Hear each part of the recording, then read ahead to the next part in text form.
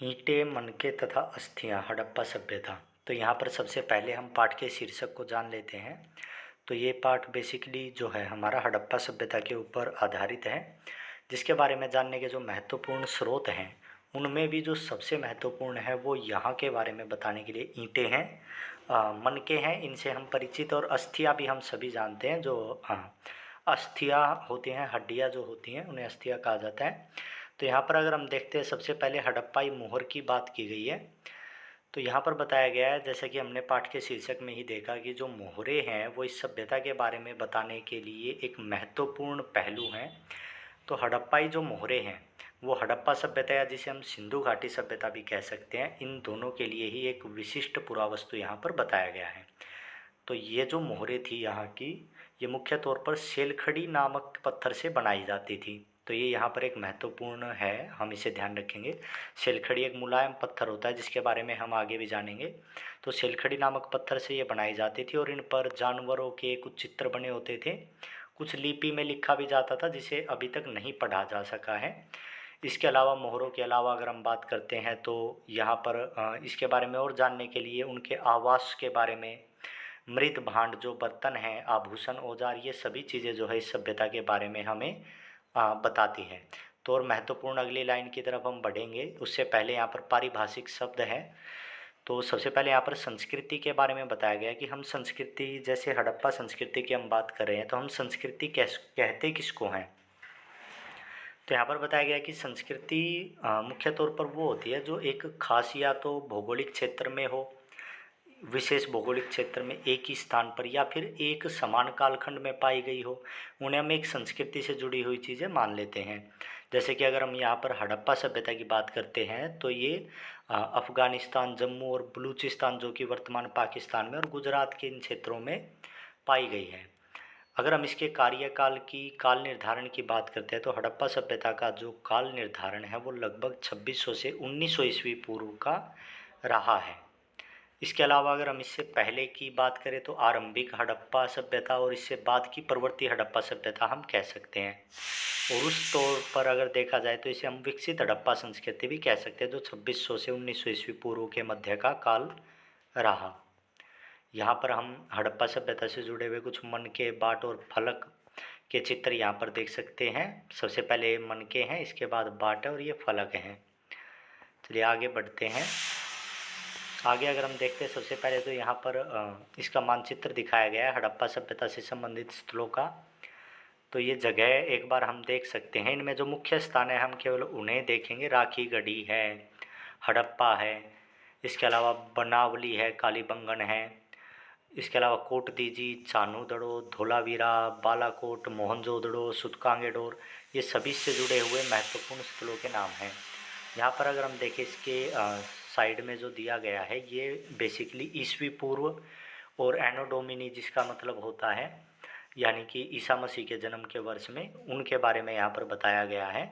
जो हम किसी भी वर्ष को लिखते समय ईस्वी पूर्व या बीसी लिखते हैं, बिफोर क्राइस्ट होता है इसका मतलब, वहाँ यहाँ पर उसके बारे में बताया गया है, जो कि इसमें बहुत महत्वपूर्ण नहीं है। हम केवल महत्वपूर्ण चीज़ों को देखेंगे। इसके बाद सभ्यता के आरंभ की बात करी गई है। सबसे पहले तो आरंभ के बारे में जानने के लिए यहाँ पर अगर हम देखते हैं तो कुछ चीज़ें मिलती है, जैसे कि कुछ जलाए गए इलाकों के बारे में यहाँ पर वर्णन मिलता है, और उसे फिर छोड़ दिए जाने का वर्णन मिलता है।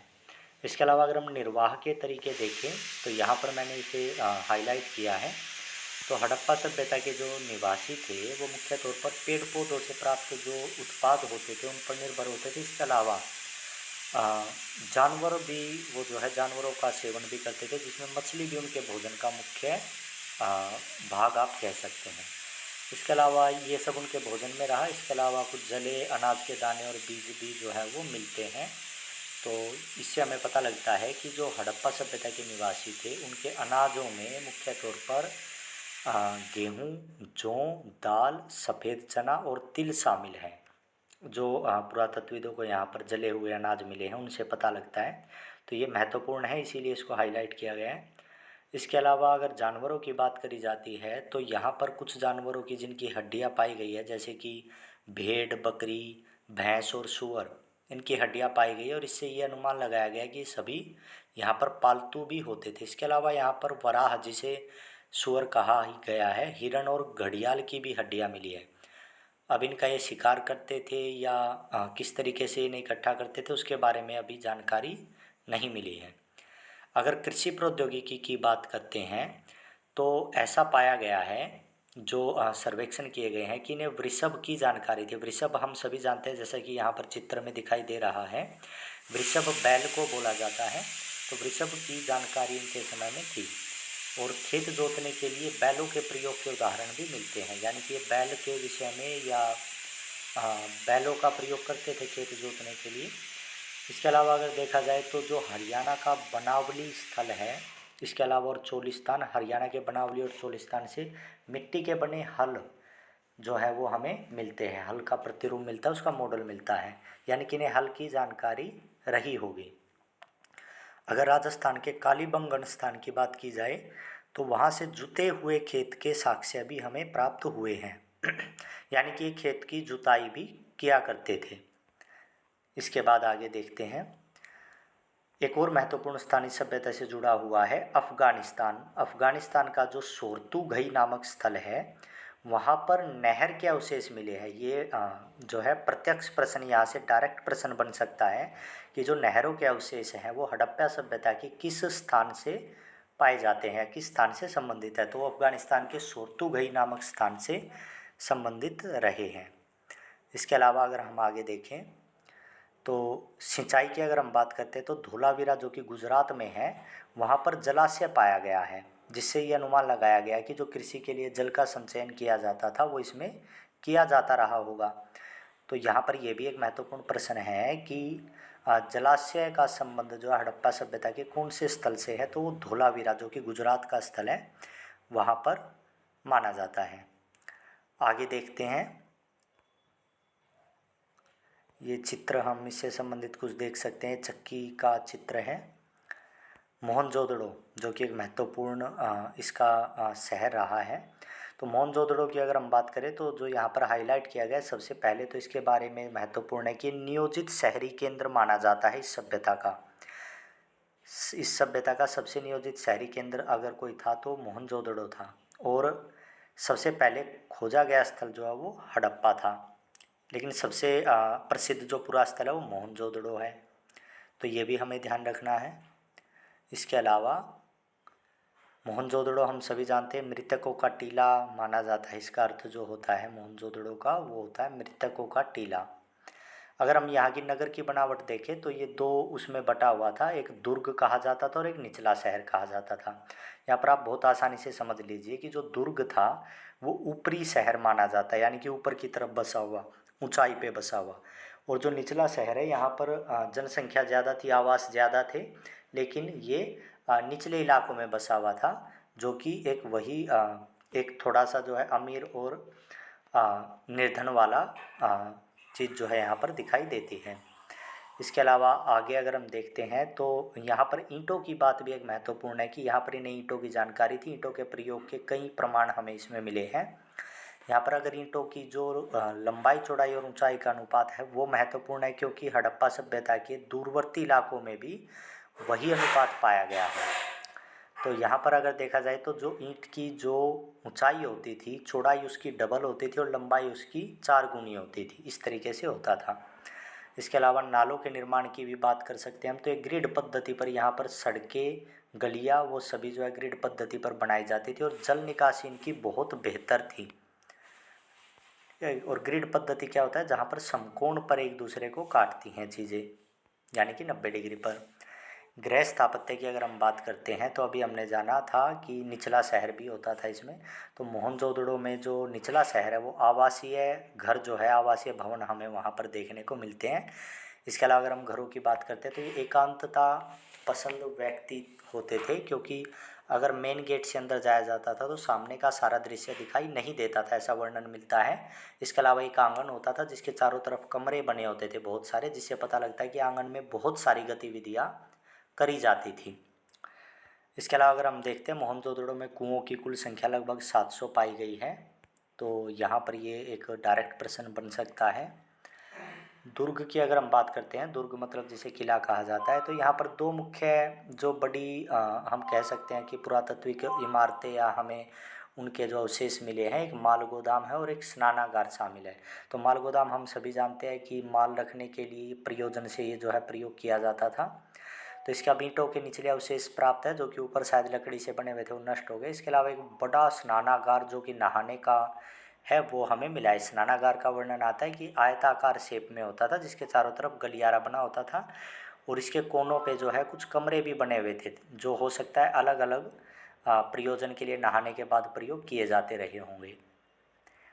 आगे अगर हम देखते हैं तो यहाँ पर सामाजिक भिन्नताएं क्या थी सभ्यता में, वो जानने के लिए यहाँ पर कुछ सब टॉपिक के अंदर हम बात करेंगे। जैसे कि सबसे पहले समाधान की अगर हम बात करें तो समाधान का क्या अर्थ होता है। समाधान का मतलब होता है जब जो मृत आदमी है उसको दफनाया जाता है, उसे समाधान बोला जाता है। तो यहाँ पर यह पाया गया है कि इसमें जो समाधान किया जाता था इस सभ्यता के अंतर्गत, वो मृतकों को गर्त में दफनाया जाता था। ठीक है, जैसे कि मतलब अंदर एक गड्ढा बना के मिट्टी के अंदर, और कुछ कब्र ऐसी है जिनमें मृत भांड और आभूषण भी मिले हैं। तो इससे पता लगता है कि इन लोगों का विश्वास था कि मरने के बाद जो है इंसान वो इनका प्रयोग करता होगा। तो इसलिए वहाँ पर बर्तन, मृत भांड अर्थात बर्तन और कुछ आभूषण जो है वो मिले हैं, मिट्टी के बर्तन और आभूषण। तो हड़प्पा सभ्यता के निवासियों का मृतकों के साथ बहुमूल्य वस्तुएं दफनाने में विश्वास नहीं था। तो ऐसा कोई जो है कोई ऐसा प्रमाण नहीं मिलता है बॉडी के साथ दफनाया हुआ जिससे पता लगता हो कि इन्होंने बहुमूल्य वस्तुएं दफनाई हैं। इसके अलावा फ्योन्स से बना हम एक बर्तन देख लेते हैं यहाँ पर साइड में, और फ्योन्स के बारे में जान लेते हैं। फ्योन्स क्या है, विलासिता की एक वस्तु मानी जाती है। हम जानते हैं जो भी वस्तु दुर्लभ होती है वो महंगी होती है।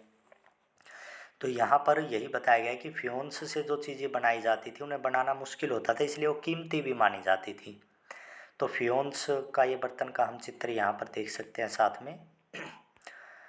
इसके अलावा फ्योन्स का प्रयोग किस लिए किया जाता था, इसमें सुगंधित द्रव्य रखे जाते थे। जो फ्योन्स बर्तन होता था, जो कि एक कीमती बर्तन हम मानते, इसमें अच्छी स्मेल वाले जो है वो कुछ द्रव्य इसके अंदर वस्तुएं रखी जाती थी। ये मोहनजोदड़ो और हड़प्पा से जो है फ्योन्स के बर्तन प्राप्त होते हैं।